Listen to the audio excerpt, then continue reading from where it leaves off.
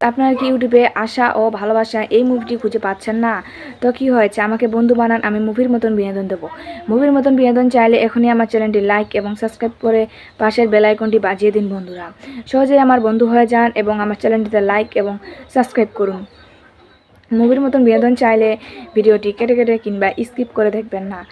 সব বন্ধুরা লাইক এবং সাবস্ক্রাইব করেছেন তো? তাহলে চলুন বন্ধুরা, এবার আমরা মূল তথ্যে চলে যাই। আশা ও ভালোবাসা এই মুভিটিতে অভিনয় করেছিলেন প্রসেনজিৎ চ্যাটার্জি এবং দীপিকা চিখালিয়া।